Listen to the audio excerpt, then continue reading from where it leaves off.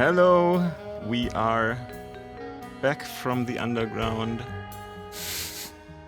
Called real life. YouTube clandestine operations called real life. Yeah, that's true. Do you know that there's this subreddit which is called Outside?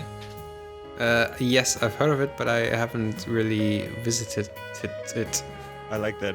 I like that subreddit. It's kind of a funny, cute idea. Okay. Anyway, this is a PB Random Ramble. I don't remember which number. I don't remember either. It was wasn't it like in its 20s? In its 30s, I think. Really? Are you kidding me? I think so. Random 30s? Ramble. Just like we are in our 30s. Yes. Damn 30s. PB. And it is today the 31st of December 2016. Has December 31 days? It has, right? Yes, it has. Yes, and January and December, both. That's impressive. Such a huge number of days. It's PB Random Ramble number 34. Wow, that's like... Yeah, it's not almost my age. Almost. Yeah. Live from the studio. Yes. in good old Germany. Yeah, I was thinking, if I should alter my state of mind today before we record, but then I thought, no, I don't want to be too dumb, Yeah. I don't want to be too presidential. Yeah, and at least not as much as usual. No, you say that. Yeah. No, I was thinking maybe we should record. Maybe I should record stoned again. Like I think. Do you remember that Worms episode? Yeah. That was the only episode that I recorded while I was really stoned, and I think it really showed. Yes, I remember. I think I was a little drunk on that episode. If I remember correctly. I don't know. Really? Maybe. Didn't we record this on an afternoon? I remember during that time, like on the weekends and stuff. I might have had like 1-2 beers, like in the afternoon. I don't know. It might be. I don't know. Yeah. I remember. Sounds like Worms. something that I did too. So who am I to judge? It was just probably like Monday morning, 10 p.m. and we were both drunk and on coke or something. Yeah, what is that saying? When life gives you lemons, just start drinking. I don't know. just do a cider. I don't know how that saying goes. I don't know. I think it's make lemonade or something. Yeah. If life gives you lemons, grab them by the pussy. Yeah, exactly. That's how the saying goes, I think. Yeah. Now it is. So we haven't been. Oh yeah, what I wanted to say. Paper Guy 1. Exploit pause move time. I'm sorry for ignoring your comments. We are lazy fucks who have basically abandoned this channel, so that's why we didn't respond. Yep. Or did you respond? I didn't respond. No. Me neither. No. Because it's too much work to log from my one YouTube account to our joint YouTube account. So that's my excuse. Yeah, I have a hard time responding to emails in my email like every day.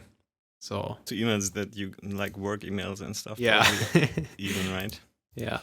Yeah. Same here. I hate answering this kind of stuff. Every kind of contact to another human being is like a physical pain. Yeah, yes, it is.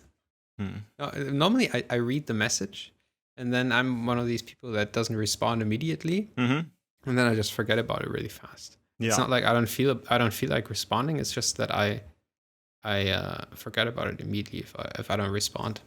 I think that's a common thing. Yeah. I think I do that as well a lot of times when I read an email on the go on my smartphone. Yeah.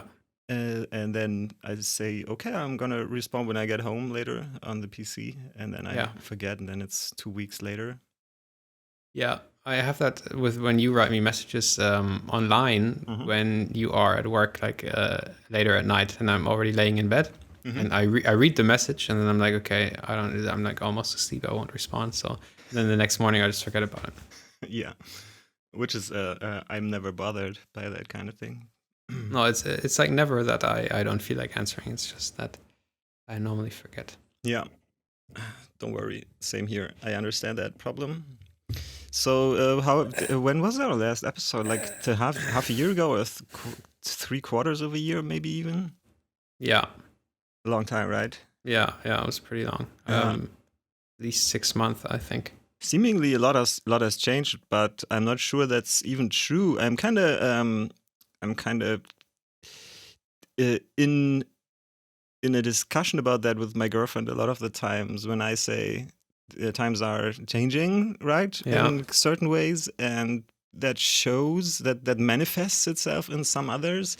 And she's always saying, no, the currents of recent, geopolitical things and stuff like that were always there, and it's just time that they come up again. Maybe they have a little bit of a different flavor to them, or they are rebranded or whatever. But it's just the same as always. People always had these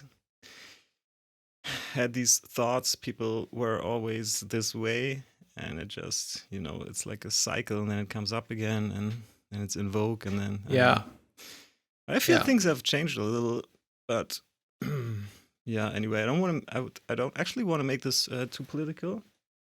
Yeah. At all. I was just thinking that a lot has changed since we last recorded the ramble. Yeah. But you mean political, or you mean like in general everything? Yeah, politically. Okay. Yeah.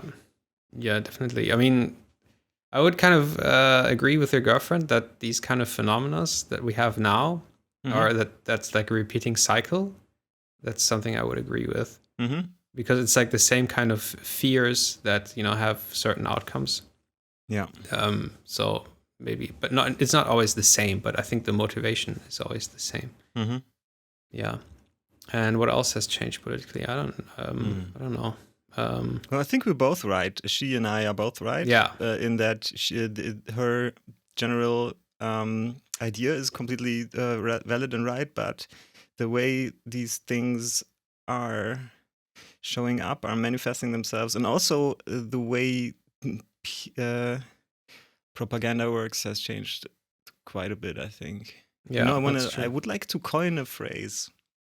Okay. I'm trying that in my private peer group since for a couple of months now. Like propaganda 2.0 is, I think, a very nice phrase that should be adopted by everyone. Yeah. And yeah, that's propaganda 2.0 is a very good explanation. Yeah, and I think like one danger I see a lot, and it's probably not the most popular opinion depending on who you talk to, but I think the propaganda is on both sides. Yep. Like completely. Like you have the left propaganda going strong, and they make hate for the right, and the right makes hate for the left. And nobody can actually like find a middle ground, and where you can be rational and really sort out things and problems. And that's why I really hate being part of the debate, because most people lean either to the left, or I don't know many people that lean to the right, but you know what I mean. It's kind of hard. Yeah, absolutely. I completely agree. I don't think that it's hard to tell. I'm a very far left leaning, but I don't think that the discussion is very healthy coming from the left in the US, at least right now. So yeah, it's kind of it's so divided, and like two opposing sports teams is an analogy I see often, and that kind of seems like that. Very hate-filled and very little. Although even if they're like, did you see that Louis C.K. series, Horace and Pete? No. They were filming in the beginning of the election, of the like hot phase of the election, like maybe a year ago. They started filming. No. And it was a very good, full-on recommendation, but very good series in 9 parts that played mostly in a bar. It was like a kind of a throwback to old, I don't know, 50s, 60s, 70s US sitcoms, and then a mixture with theater, actually. Okay. With like drama and theater. And the writing is very focused, very on point. Louis C.K. wrote most of that stuff. And the acting is crazy good from everyone involved. And it's really fucking sad a lot of the times. So it's not really comedy. Okay. Although it has very funny moments, but... That sounds... Is it like satire, or is it like a... No, it's a display of a completely dysfunctional family. Oh, okay. Yeah. It's a bar that is owned by 2 brothers called Horace and Pete for now 3 generations. The brothers before them always were called Horace and Pete too. And the bar's called Horace and Pete. And it's, I think, old Irish immigrants. And the bar is like in the middle of a now super trendy, hip New York. I don't know, quarter. And they basically have this bar going for 100 years now.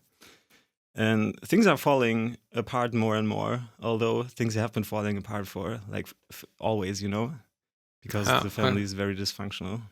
Yeah. Okay. And it's a really well done little thing. Just like I said, 9 episodes, I think, and very, very cool. I can only recommend that. But they were always playing off recent events when they were having scenes in front of the bar with the usual barflies, you know, and they were talking about like basically Stammtisch discussions. What is that called in English? That's interesting. I don't know what Stammtisch is. Let me look that up really quick because I can do it on camera. A group of regulars. The regulars table is what it's called in English. Okay, that doesn't have such a negative connotation. But a lot of I remember my ex-girlfriend. She used to go to a Stammtisch, which was just like her girlfriends and talking about stuff. So maybe it is not negative. No, it doesn't have to be negative. I don't actually think that it has to be negative, but it has well, I mean in reality, but it has a negative connotation in the German language because it's an idiom describing a group of people talking about complex political issues in very simplistic ways, right? Yeah. That's basically what it means. Yeah, with alcohol involved most of the time. Yeah, with alcohol and like very populist paroles and stuff like that. Yeah, that's true. I don't know if that's if you have like an idiom in English that is the equivalent to that, but they have these discussions in the series, but they go surprisingly deep, and one of them is about the divide in America and about the divide between Democrats and Republicans, and that they actually don't even try to listen to each other and find a common ground anymore. That it's just completely a polarized, nation with not even an attempt to find a common ground, and that explains it. Like really, that is the case. I'm afraid. Yeah. Yes, definitely. And it's like really hard because I believe they're like most of the people in the United States are probably normal people, but because of the 2-party system, you don't really have a choice. Like, who are you going to vote for if both parties like are dumb or suck? Yeah. And then it's like if you don't vote, or if you vote like a third party, you have the votes are splitted, like, or between like third party, whatever, and then you have like the far right who have like a lot of fanatic voters who will probably win because all the far right people will vote for the far right. I mean, it's like So you don't really have a choice, and you have to vote like for Hillary or whatever. Yeah, you have to strategically vote. Yeah, even if it doesn't fit your political worldview. True. Yeah. Yeah, Hillary. She was. I'm sorry. Go on. I just wanted to say that Hillary was like really unpopular. She was like, even for the left, she was like almost as unpopular as Trump. Mm-hmm. So that was like a really, I don't know, very self-defeating thing. I mean, we both listened to Common Sense by a guy. What is he called? Oh my God, Dan Carlin. Yeah, right. His hardcore history guy. Yeah. And this is like basically recent political events podcast series, and he's talking about the two-party system as being like the reason for a lot of the brokenness in the U.S. political system. Yeah. Corruption in the two-party system, and what basically what the two parties do to keep it a two-party system, so that no other party even has a chance to. Yeah, that's kind of ridiculous. Yeah. True. Yeah. And that's what I've read about the two parties, that they have been shifting from left to right pretty in a pretty big way sometimes over the last decades. Yes, I've heard that. I mean, if you consider that the Democrats are like the old slave party, like the ones from the South who were like, who wanted slavery. Oh, is that true? Yes. Okay. And the Republicans are the North, like the intellectual city states. Yeah, that's basically mirrored now. Yeah, in a way. It's kind of funny. Yeah. Yeah. Yeah. I've heard about that too. That they switched a lot. Yeah. Like over the years, you mean? Yeah. Over the decades, yeah. Well, I mean, I've no wonder Hillary is not very well liked, because politics. She's basically the impersonation of modern politics, right? So yes, if people are so pissed off, and she's representing that thing, no wonder nobody likes her. Yeah, I mean, like, even if like Donald Trump wouldn't be such a racist, misogynist prick, like I remember in the beginning when he decided to I don't know, what do you say, that run for the presidency, like even before he decided to which party he would actually be, he was like, he didn't even know would he run for the Republicans or for the Democrats, like way in the beginning. And then I thought, like, well, I didn't know what kind of political opinion he had. So I thought, like, well, if he runs for president, I thought it would be kind of cool if he would be elected, because he's not the typical politician, and he doesn't need like money, and there will be probably no corruption. Yeah. That's what I thought. And then maybe, I don't know. Yeah, I don't think that'll be the case, but no, that there's no corruption. No, probably even more. Yeah. Anyway. What did I want to say? Oh yeah, I just heard a poll like 2 days ago in the German news. 30% of German citizens think that Germany is already überfremdet. I didn't find a translation for that. Filled with too many non-Germans, basically, right? Yeah.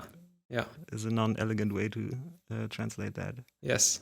So the same things happening here. Let's see how next year goes. I can tell you, if there's like a third of our population voting for AfD, which is our far-right party here. Yeah. I don't know if I want to stay here. Yeah, but I mean, the thing is, and I think it's the same in the United States. This is like not because people are stupid, or I mean, it's because people are stupid, but they're afraid, and that's why they think they blame immigrants for the fears that they have. They have the fear of maybe not getting a good job or not having a job, or they blame not having a good job like on the system, and or on the immigrants because they're taking our jobs away, and then they start blaming immigrants. It's like a fear that has like every nation in the world. If they think that they are not getting enough, they blame like I don't know, same as Germany in the 40s blaming the Jews for everything, you know, because economic crisis, people are not getting jobs, you know, the space between rich and poor is getting bigger all the time. So that I think that's something that needs to be addressed. It's not just like, oh, these are dumb people, we don't like them. You know, that's not how it should work, or how I think it's going to work. No, I think you're right. Yeah, but these most of the fears are being played on with like narratives from the right? So yeah, definitely. It often has very little to do with facts. Yeah, which it doesn't have anything to do with facts. Yeah, which is kind of disheartening, but yeah, and it's also kind of, I mean, like the media. I don't trust the media at all, like, because it's all about money. Even our official media stations, who are, you know, funded by the state. Yep. For me, it's all about money, and if it's not about money, it's about like influence in politics. If we had like a completely neutral media, you know, where everybody could look up to and say, okay, this is a media we can trust. Yeah. You know, this is. I mean, that's not something that's established in 1 or 2 years. This has to be something, you know. No, but that has to be established over 10 years. I don't even know if that's possible, but yeah. Yeah, it's true. It's not possible. But you know, you would need like an instance where people could look up to that would be like neutral, who would say, okay, these are the facts. And then everybody would say, yes, he's right. Those are the facts. Yeah. But yeah, I don't know. Well, I mean, people I know, like the other day we were talking to a friend. He said he doesn't like journalists. And I thought to myself, I can understand that really, because of course every journalist has a personal bias, but it's in their professional interest to try to keep that buried and look at the facts. And I think most people sincerely do that. And you have a choice as a consumer to find news outlets and journalists who do that, who try to educate and not like steer opinion or make opinions or whatever. Yeah. But just show facts. But the next step is that it's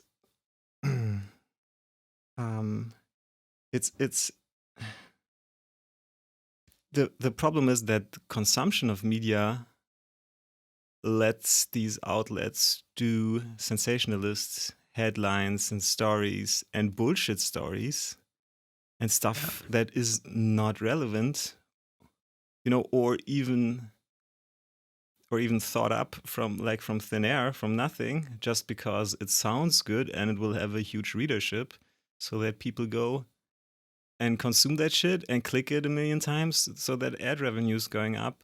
The problem isn't really with journalists, but it's with the current monetization system more. Yeah, definitely. Yeah. Well, at least if you're talking about internet, clicks and ad revenue systems, I think that's a big problem. Not the journalists in themselves, mostly. No, I think if the journalists wouldn't have to worry about how they will make money, you know, then they would probably not write articles. You know what I mean? Because the newspaper will pay them to write certain articles that get the most clicks.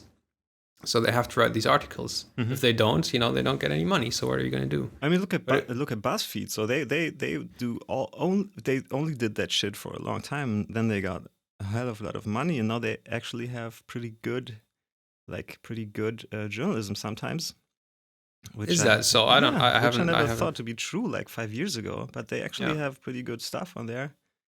Yeah. Because they make money with all these shitty lists that nobody.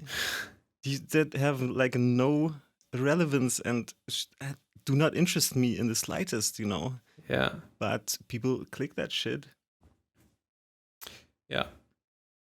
Maybe, I don't know, maybe just some people just don't feel like they. I mean, politics is maybe a lot of people just don't care about it. You know, about the deeper things in politics. They just care about themselves. I do, for example. Yeah. I mean, I don't care about politics at all. Of course, you know, when it comes to hate and discrimination, you know, I care too, because, you know, it affects me, or it affects my friends or whatever. Mm-hmm. But like everything with economics and whatnot, I don't care about it. Mm-hmm. Like, so. Well, it's so complicated. You don't really find an entry most of the time, right? That's one thing. You can have a position on economic, political world views or paradigms or whatever, but it's really hard to even form one, and it's even harder to have like a coherent position that even, you know, has any basis in science, because it's just too complicated, that shit. Yeah. So yeah.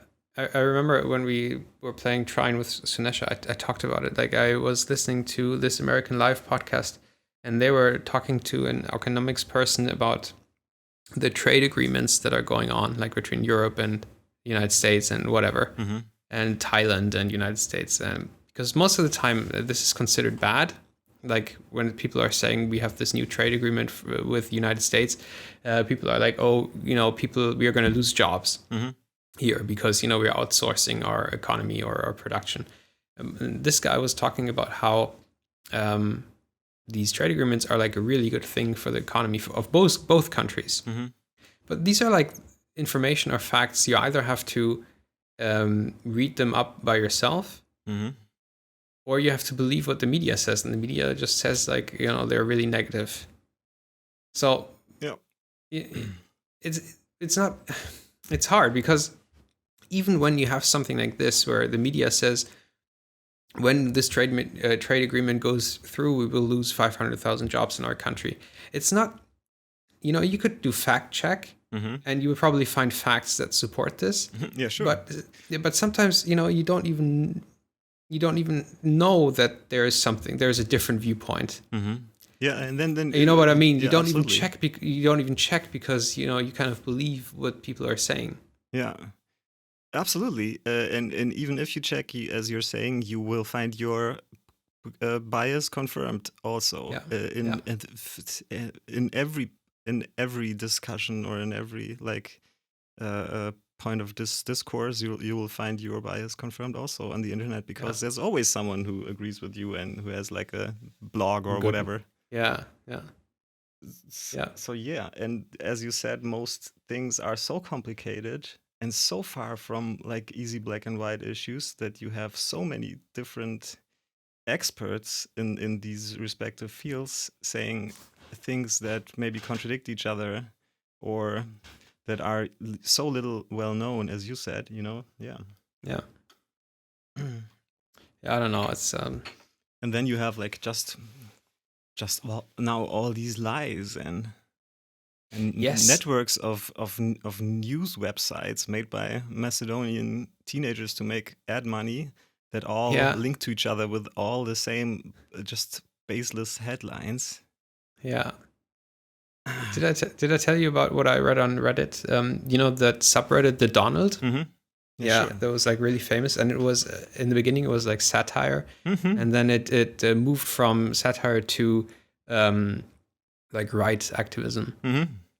And there was this IMA from like was he German? It was like a German 17-year-old high school student who went on, I think, was it 4chan or whatever, and he was like, he was bored, and he went onto 4chan, and there was like a group on 4chan that did nothing but create fake news and then post them on the internet to make people believe, you know, or go to a more right spectrum of the party.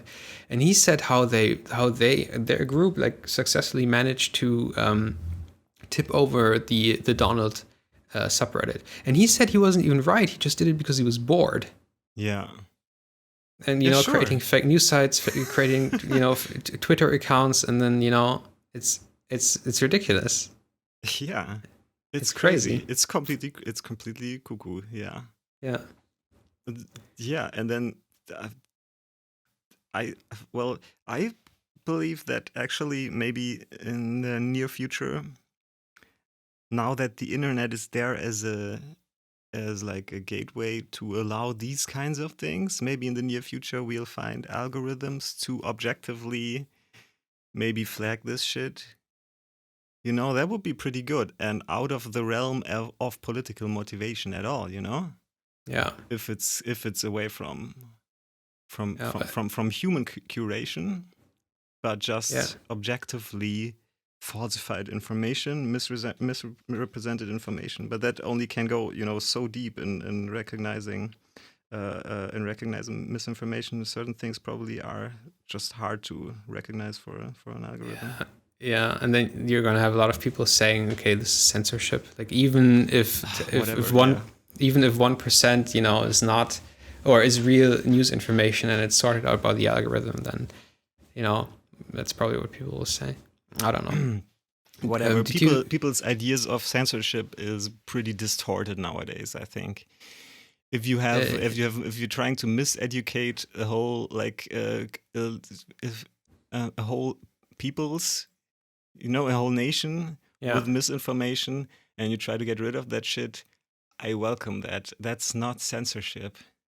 Yeah.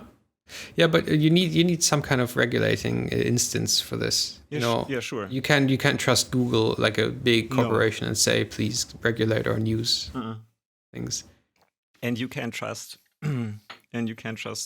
government necessarily. Not really, you know. No, but there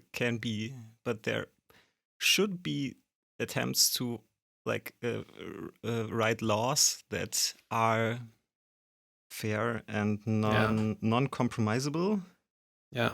In a way, or maybe find ways to deal with that shit because I think it's a danger to the internet as a whole, more than it would be a danger to the internet if you try to regulate or flag that stuff. Yeah. Yeah, I think it's like it's such an irony, because I have the feeling that we're talking about change. Like this was the first year where I had the feeling that the internet. Okay, I have to start differently, because like the last 10 years, the internet was never taken really seriously. Mm-hmm. Like, you know, what people said on the internet or what groups said on the internet, it was always like parallel to the real world. Mm-hmm. In my opinion, you know, like politics were always, you know, made in the real world and not in the internet. Yeah. And for me, like this year, it was the first year where it's not that people started taking it seriously. It was just that the internet started to take over the power from the real world in terms of manipulating opinion or opinion in itself. Mm-hmm. And I think that's so weird, because the internet, you don't want to really regulate anything in the internet. You want to have it, you know, free and open for everybody. Yeah. And now you kind of, it's kind of dangerous. Mm-hmm. Absolutely. Yeah, on the one hand, I agree, you don't want to regulate anything. On the other hand, I think it's a good idea if social networks are peddling just blatant and by all objective measures as fake, identifiable news, then it's not a problem to do something against it. But this, you know, if you go one or two steps further, then it's getting into really dangerous censoring areas. So it's really hard to know what is the right thing to do. I think that's a complicated problem. Yeah. Do you know where I would start with this? Because this is something that's been an issue for a long time, probably since capitalism started. Is like ethics and capitalism are like non-existent. Yeah. You know what I mean? It's like a big machine and nobody really has any choices on ethics. Mm-hmm. Maybe like the law system, but not really. Maybe in Germany more than in the United States. But in the United States, it's brutal, like capitalism. Mm-hmm. And I mean, if you trust social media, or you should be able to trust social medias, or social media companies should, you know, have like an ethical way of doing this, being neutral, you know, making sure that everything is neutral, even making sure, what you said, that there are no fake news generated for money or for manipulation. Yep. But before you have that, you need some kind of ethics in these companies, which are non-existent. Mm-hmm. You know, so maybe we as a society should think about having some sort of moral compass, even when it comes to money and companies. Which would be regulations in law, right? To say certain things cannot be done, which would be completely counter to what the recent right movements are saying. They want to deregulate everything. Yeah, they want definitely. to deregulate all the regulations on. They want to lower all the regulations on the banks. They want to deregulate the market as much as possible. But in Germany as well as in the US. The far right parties or the Republicans in the US, which is not a far right party, maybe by definition, but practically it is right now. Yeah. And the Alternative for Germany, AfD in Germany party, same. Yeah. It would go even farther in the realm of capitalism. Just do everything you want for your gains, and nobody cares. Yeah.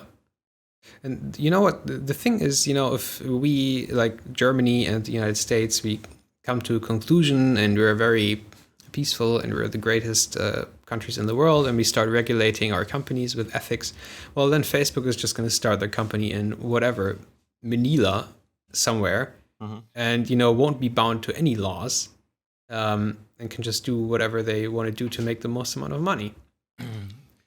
Which is, on one hand, a thing of modern globalism generally, and on the other hand, it's very specific to the internet too, right? To internet companies, that they basically are not really limited by their national borders.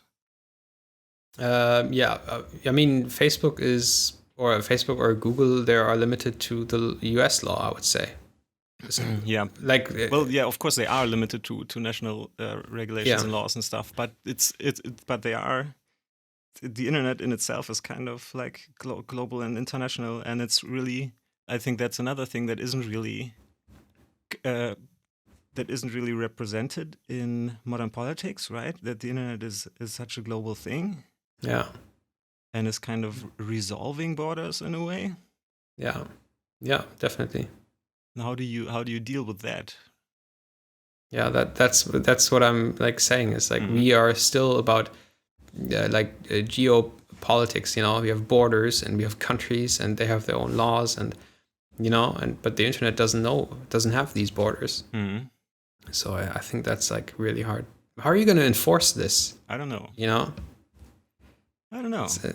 I mean, what you could do is like what China does, or what other or Russia or whatever, where you just block certain sites or block certain content. I mean, I bet there's an algorithm that will block every site that has a certain combination of words in them. Well, let me say for the record, I don't want any firewall or blanket blacklisting mechanisms on the internet at all. That idea I hate, because I think that would really be state censorship. But I think you can hold a company like Facebook responsible for their news delivery mechanisms in a way. But you shouldn't control a person's surfing habits in any way. There's a big difference for me.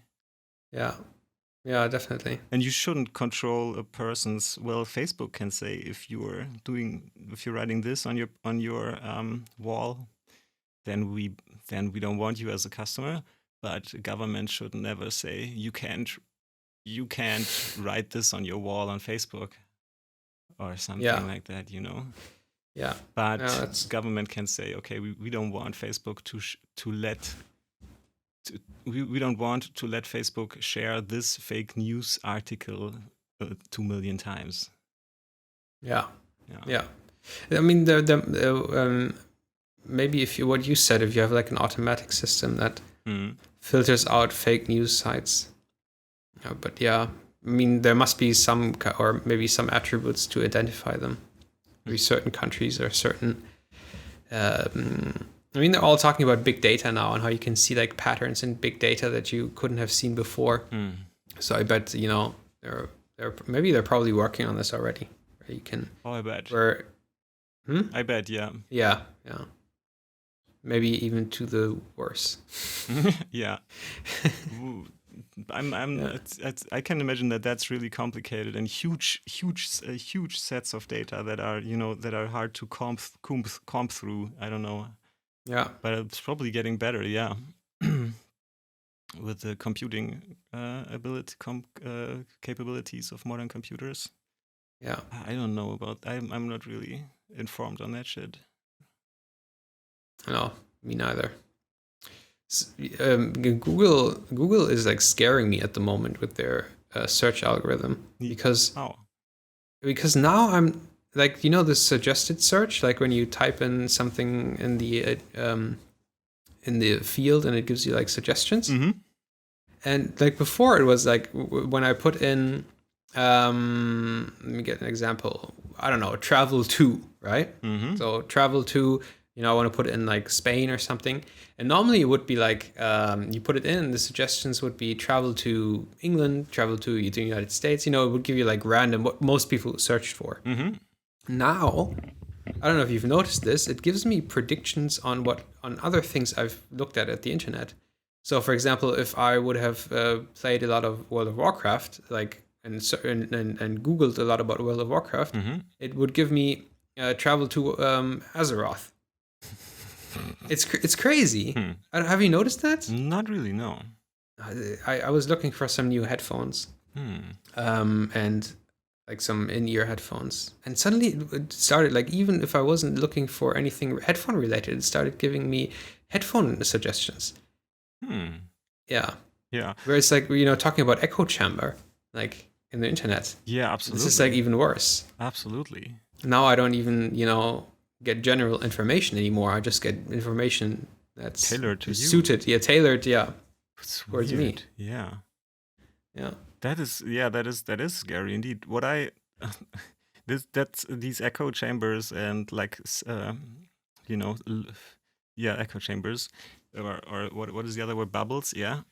Yeah. They are definitely an issue of modern times in a lot of ways. What I really hate though is how every word right now is diluted because the two factions are taking these words and they just try to instrumentalize them for their own gains, and like you introduce one of these words to try to describe a phenomena, and then the other side comes and takes the words and uses it for something completely else, and then a month later the word isn't worth anything anymore because it's just used to confuse everyone on both sides.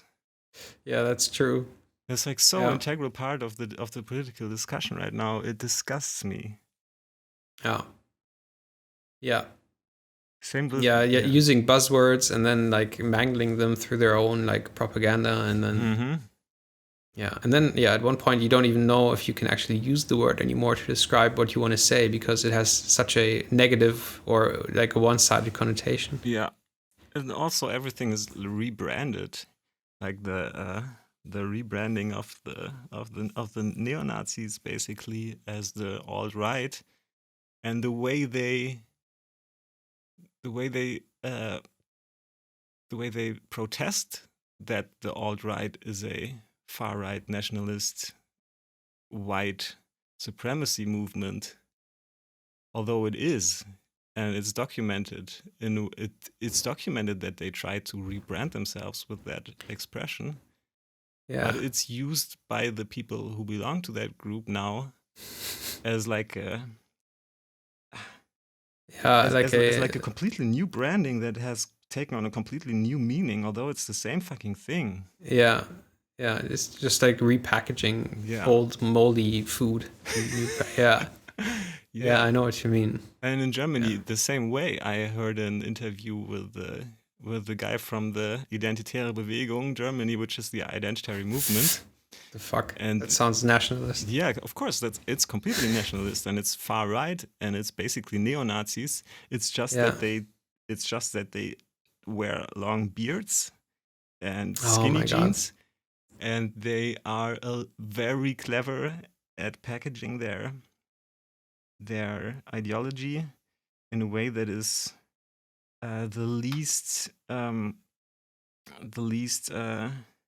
is like at least offensive for most people. So they absolutely step away from identifying with the Third Reich at all, which is a very, very clever move. But they very all smart, do that in Germany, and behind doors, they all kind of like that shit. It's just By the way, that's like one thing I've never understood about like far rights and neo-Nazis. Why the Nazi symbolism? That like discredits you like from the start.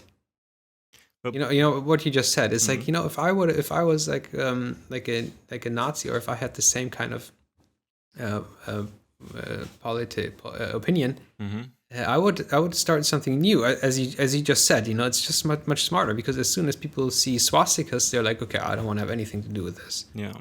But if you say, oh, immigrants are taking our jobs, and they're raping our women on New Year's Eve, we have to do something about this because our government doesn't, you could probably get a lot of people. Yeah. Yeah, sure. Because, it is, if there are people in our country raping other women all the time, that's something we got to address. It's not the case, but, if it were. Well, I heard the number. I heard a number, which is, I think it was before the refugee crisis. It was 1% of sexualized violence in Germany is by immigrants, and after it was 3 to 4% or something like that. But that doesn't only include rape, but it's, I think, all sexual assaults. Yeah, and that is in relation, if you like do the math and you try to relate in ratios, Germans versus immigrants. Germans are way worse still, of course, before and after the refugee crisis. So and even the police people involved in that shit say you cannot, the German police, you cannot put a blame on nationality. It's always about upbringing, about personal issues. Yeah. In your upbringing. And even I'm going like on ice now, but if you have like a war-torn country like Syria, and you have the refugees here, of course they are going to be, they might have PTSD or might be damaged, but that doesn't mean we can't help them with that. Even if like we have like 5 million refugees here, and they might there might be more crime coming from them, whatever, but that is something I am okay to deal with, because I want to help these people. Yeah. You know what I mean? Otherwise they just die at home. Yeah. Yes, exactly. Or they are tortured or whatever. Yeah. So isn't compassion, the right thing? Exactly. That's why we're doing it. Yeah. Right? And those wars like in Syria or like in the Middle East are started because of like Western interests. Yep. Like in the end. Yeah. So I think we are, even if Germany says, for example, we never participated in a war, but we are participating in the economics that lead to these kind of wars, like all the time. Exactly. Yeah. We're like one of the leading countries. And the borders are always open for like for money flow, for cash flow, for capitalist interests. Yes. There's always a race to the bottom. You can go everywhere you want as your big, huge multinational company and exploit the shit out of everyone. But if these people have had enough and they want to live in a certain like dignified way, then you close up the borders. Yeah. It's just that's the way it goes. Yeah. Definitely. I can always understand that a country has kind of self-interest and says, okay, we have to, I don't know, protect our own people, blah, blah, blah, whatever. But we are still obligated, or I think we have the duty to do everything possible to help these people. Yep. Get them back on track. Yeah. And if that means staying in Germany and getting here back on track, or getting back on track somewhere else, I'm okay with both. I absolutely agree. I mean, you always have to. I mean, where is like the empathy, right? Imagine like there would be like a war now with Russia, and Russia would overrun Europe, and we would be the refugees. And we would go to the United States, or we would go to North Africa or whatever, and would need help, and people would hate us and reject us. I think that's like really horrible. Absolutely. Where's the empathy? My girlfriend always says people are just fucking greedy and only look out for themselves, and I see that in myself a lot, So I probably agree wholeheartedly, but I think I do have a lot of empathy. But in the end, I always just look out for myself, probably too, in a way, Yeah. But I think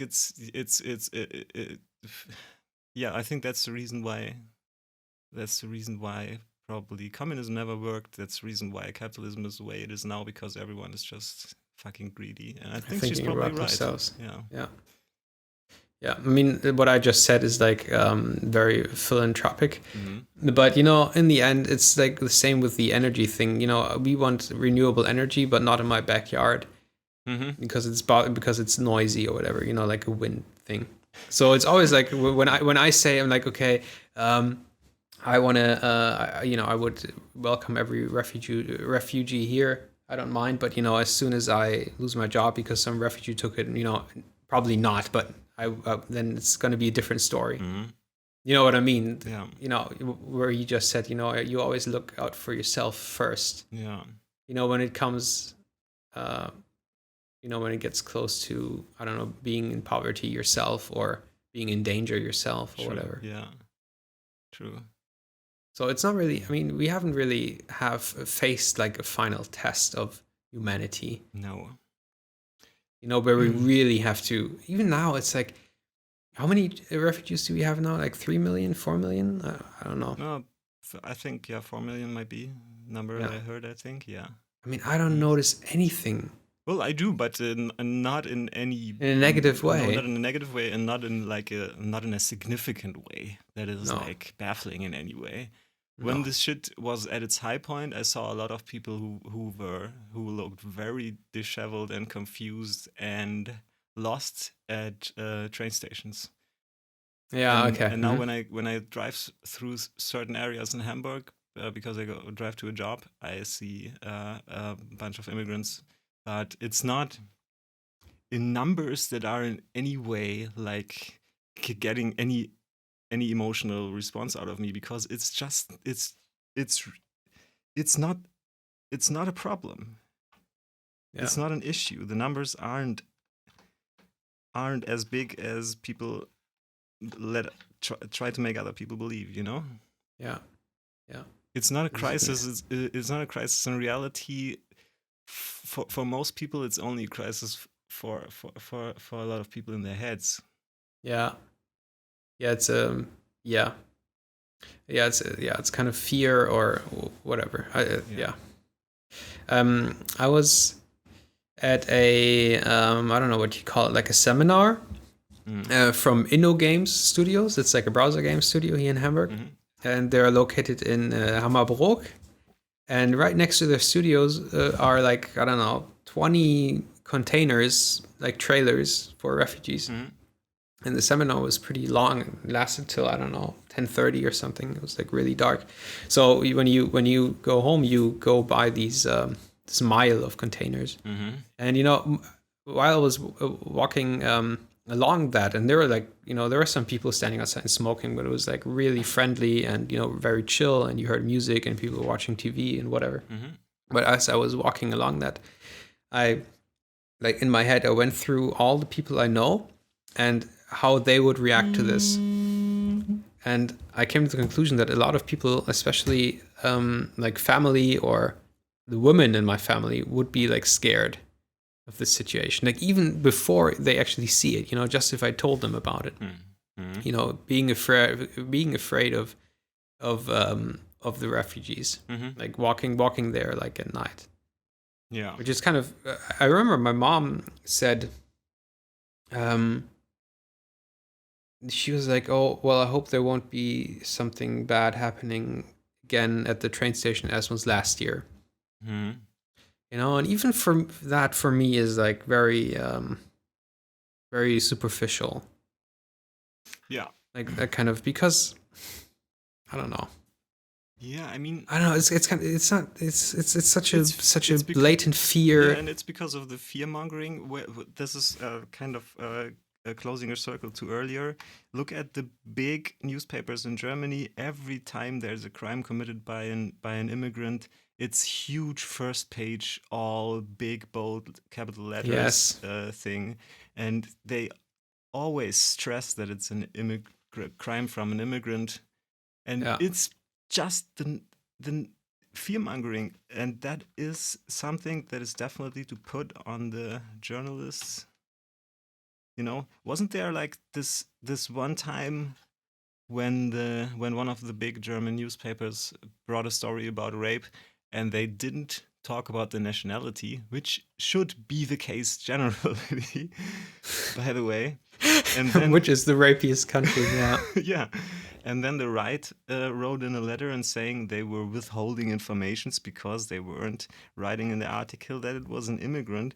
I mean, what the fuck? And since then, it's being worse and worse. And every time there's a crime committed by an immigrant, it's big news and TV news and everywhere. And I don't know why you even have to say where the person came from. It does not inform, their crime. It doesn't inform if you do. Your nationality doesn't inform if you're a criminal or not. That's ridiculous. Yeah, I mean, but it gives you the most clicks then in the end. So yeah, that's it. Yeah, sure. If you have that headline, you can be sure that a lot of people are going to buy your newspaper. Yeah, I mean, if you're saying like you don't really have to say what country the immigrants are from, or the rape is from, or the rapist, whatever. It's kind of funny because we have like a huge history of failed immigration in Germany from like the Turkish people. Yep. And whatever. And that's a thing. If failed is the right word, though. Or well, people are saying it's failed. I don't know. Okay. It's like I don't know. But it's this thing where people were saying, okay, the first generation and the second generation, like most of them or some of them don't even speak German, but they've been living here for 35 years. That's probably what they mean with failed immigration. Yeah, I see. Yeah.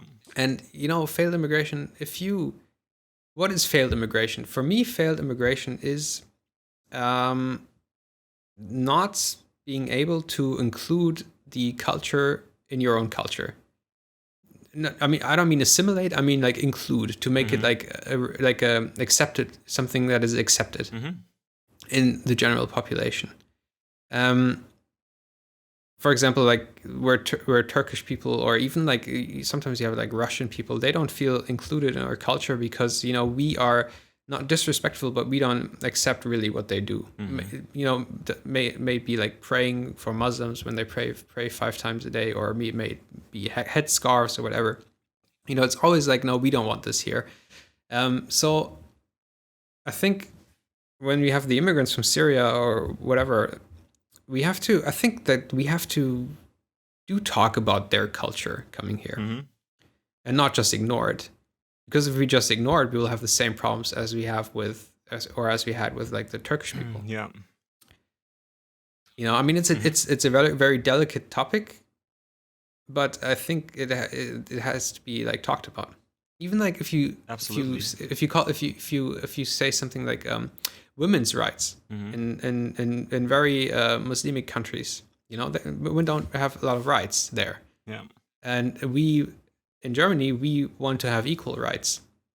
So how are we, this is something we have to bring together, and it has to work somehow. Absolutely. So how are you going to do this? Yeah.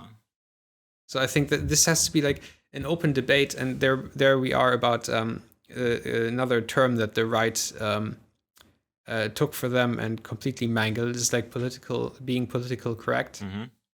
I think in these kind of cases, yeah, that's one of the worst offenders. Yeah. Yeah, that's like the worst word. But I think in these kind of cases, there is no political correct or not. It's just we have a new problem here, and we have to make it work. I don't think so. There's no political incorrect or correct or not, but it's really the borders are like very blurry. Yeah. Yeah. It always depends who is talking about it. And you have to maybe overstep certain borders in order to get to the right results. Yeah, I agree. Yeah. So I think that is something, but it's so, because then people are saying Muslims have a rape culture. You know what I mean? And then you have that's what the right says. Yeah. And then the left says is like, oh, we are all people, we can live together happily. But both are wrong. You know what I mean? It's like we come from like completely different cultures. We have to find means together to make it work. It's not going to be just easy, live together and everything's going to be fine. Yeah. We have to, actively integrate people. Yeah. But on the other hand, it's not like, Muslims are rapey or anything. Yeah. Look, I get most of my political education from good podcasts. That might sound like a little counterintuitive, but there's a lot of good stuff out there, Yeah. From German radio and also international radio. But last time I heard from Islam experts is that like in the history of Islam, women were extremely highly regarded and had a lot of rights, and there was no such thing as rape culture and stoning of women easily like done by men, because the Islam as a rule set was not allowing that. So that's not historically, I think, even a thing you can say, Yeah. But maybe in certain countries today that's the case. Yes. So that's one thing, but there's also rape culture in the West. So definitely. What I find most infuriating is that you talk about sexism in Germany now in the context of Islam, but not in the context of Germans. Yeah. There's no sexism here. Yeah, sure. Look at the statistics on how women live in families. I just have to look at my own mother. Her whole life, she wouldn't have had the idea come to her head that she would go out alone with girlfriends and party, because my father wouldn't have allowed it. Yes, my father would never cook a meal for himself. Oh, is that patriarch? I don't know how you say it. Patriarchy. Yeah. Patriarchy. Yeah. That is the way things are still done here by people as old as we are too.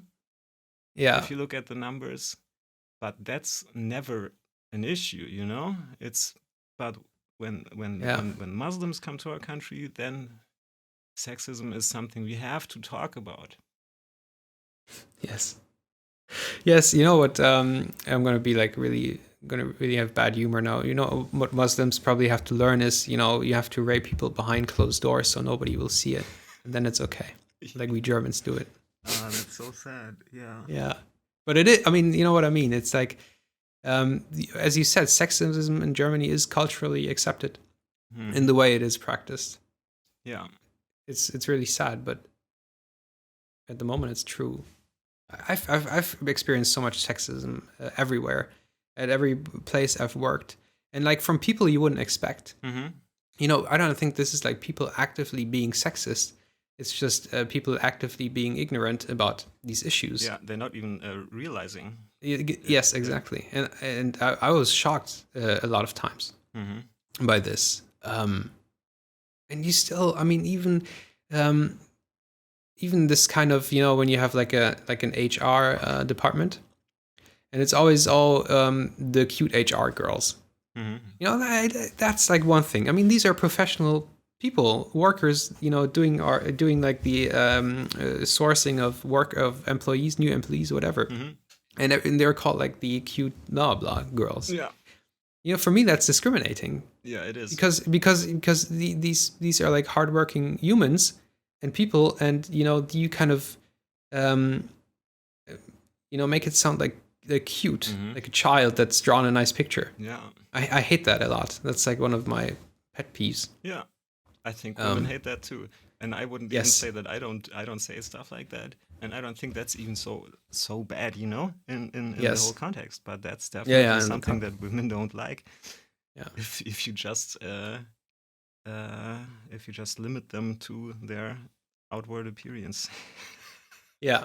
Yeah, and I think this is something that men don't realize what women actually have to go through. Yeah. Like for like the dating scene or whatever.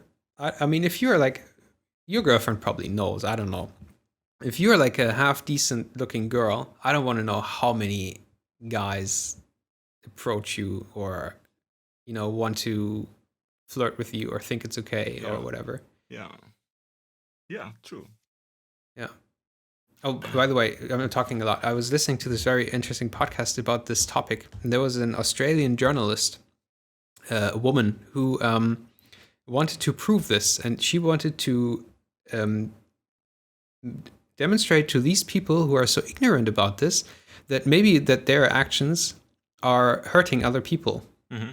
So she went into one of these, you know, like for us, the Reeperbahn, like the entertainment district of, I don't know, was it Sydney or Melbourne? I don't know. Mm-hmm. She went there. Like a red light district also. Like a red light district, you know, where the people go to party. Mm-hmm. Or was it could have been Blackpool in England. I don't know. It was she was Australian. Mm-hmm. And she went there and she talked to, she observed like men, you know, whistling after women or, you know, saying something or, you know, clapping their ass or whatever. Mm-hmm. And she went to these guys and then talked to them about it, what they just did. And you can listen to that live. And it's so interesting because these guys, they don't have the feeling they're doing something bad. They have the feeling they're complimenting the woman. Yeah. There was this one guy who was like, sometimes he just walks up to a group of women and slaps the one with the nicest ass on her butt. Mm-hmm. And his explanation was, yeah, because, you know, it's kind of funny to see the others because they don't have such a nice ass. And then, you know, the one with a nice ass, she's like really happy that you just did this. And, you know, she's better than the other. And he was like completely normal about this. Wow. And it was kind of funny because then she told him how women are always in fear of violence because, you know, women and men, in terms of strength and muscle, you know, it's a big divide. Mm-hmm. So like even a mid-sized men could overpower a woman without a problem. Yeah. And you know, she asked him, do you know that this is the case and that women always have this fear like in mind when they walk home alone at night or when they're like at a party? And he said like, no, I didn't, you're right. I don't realize this. Mm-hmm. I've never thought about this. Yeah, weird.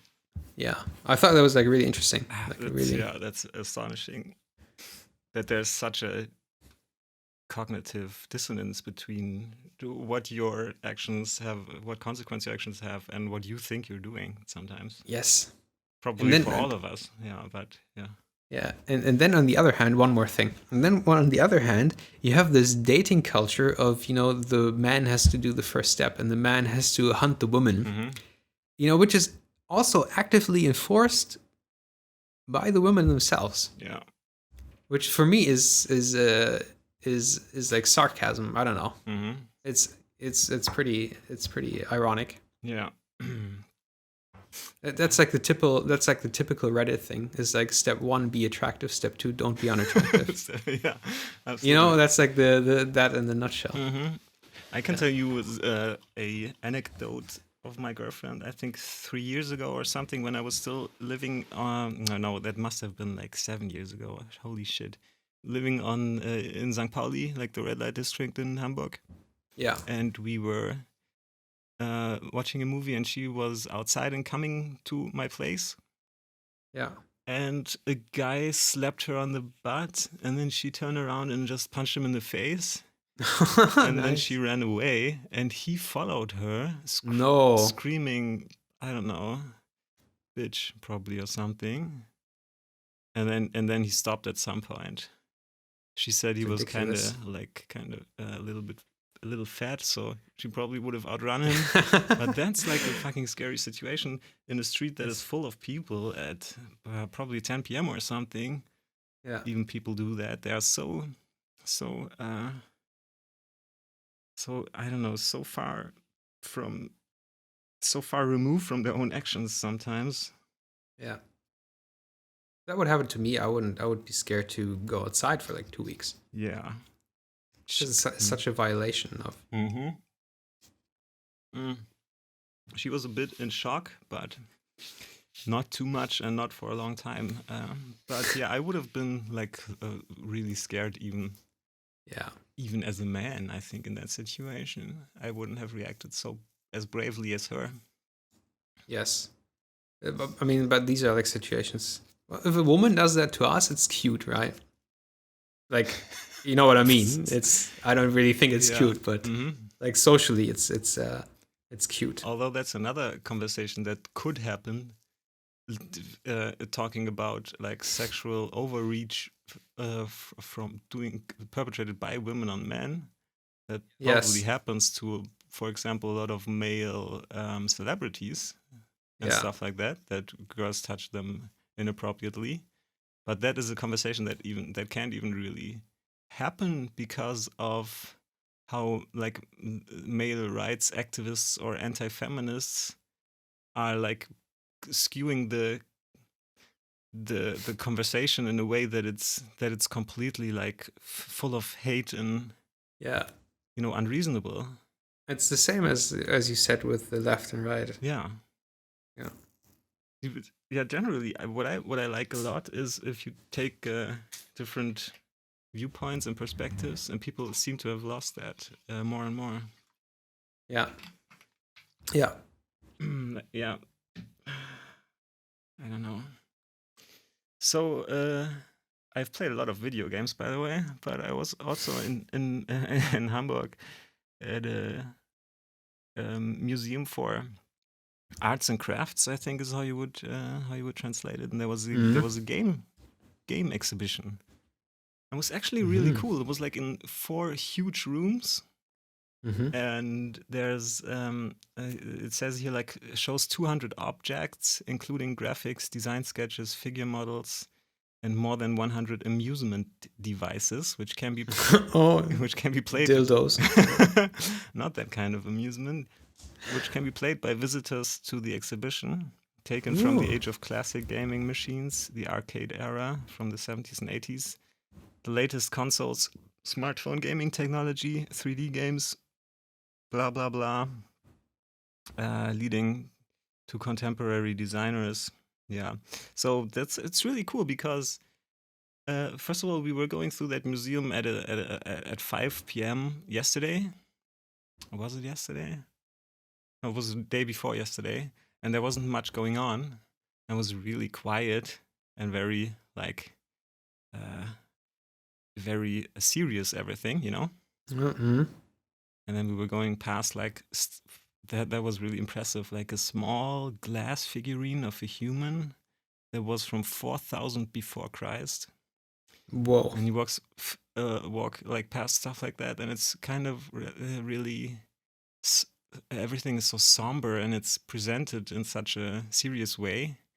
And then there's this Game Masters exhibition, and just going close to it, you start hearing the arcade noises and the people talking very loudly, and everything is full of blinking lights and people who play games, and every game is really loudly put on like speakers, and it's really such a great contrast, and you can play everything. It was really fucking awesome. That sounds cool. Was it? Could you play everything? Were there a lot of people, or was it? There were a lot of people, although we were there maybe 7 p.m. to 8:30 or something, when you would think that there's not much going on. Yeah. But it was still full, and there were a lot of people. Most of them were pretty young, like as old as we are. Some were younger with their parents, and the parents they showed their parents all of their like culture. Yeah, the parents could try it out and let them explain it. It was really, really kind of cool. So what kind of games did you play there? I played almost exclusively arcade games. Like on the big machines. Yeah, because all the rest, it's too deep to really. Oh yeah. You don't want to spend like half an hour on the one game, and even then you couldn't like really go deep into a real normal big modern game, you know? Yeah. And most of the stuff I knew from my own youth to now, or have been playing myself. And they were concentrating on game design that was pretty artistic, creative. So, okay. So a lot of stuff by Tim Schafer. Yeah. From the LucasArts stuff to the modern Broken Age and stuff, and Psychonauts in between and whatnot. And a lot of Japanese designers. The guy who did Rez and like the Child of Eden or whatever it's called, like rhythm techno rail shooter games. Yeah. Then the Marios, of course, Nintendo. Of course. Then Peter Molyneux. Spore. Or Spore was there, Black and White.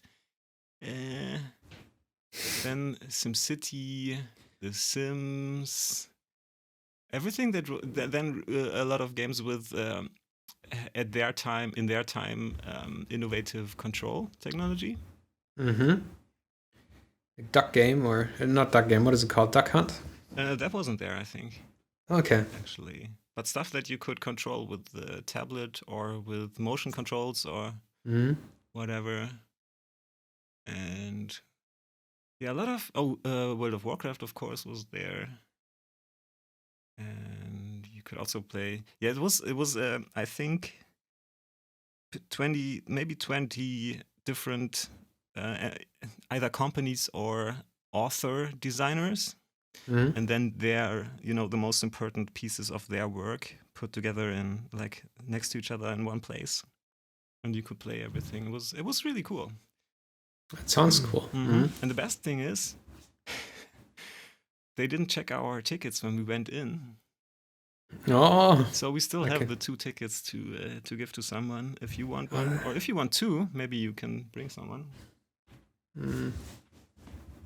Maybe. And you can watch every exhibition in there, and it was actually there were a lot of interesting exhibitions. There was like the antique human era from, as I said, like the earliest founds that you can imagine, like the 4,000 before Christ to the Roman like times, maybe. I don't know how far it went, and everything in between. And then there was like the different world religions that we were just skimming over. And there was East Asia and China, I think. Yeah, a lot of the stuff was really interesting. Oh, a lot of the stuff from Egypt was super, super cool to look at. And also Roman Empire. Yeah, pretty interesting, actually. I had a lot of fun there. Where is it? It's not in Baalbek, right? No, that's the different one. Where is it? Directly almost directly next to the main train station. Oh, okay. Yeah, cool. I might want to go there. Maybe I'll find somebody to go there with me. Yeah, I think like a friend. I think the cards are valid for a long time, so there's no hurry. Cool. And I think the Game Masters thing goes until I just see it now, until April 2017. Wow, okay, that's a long time. Yeah. Yeah, cool.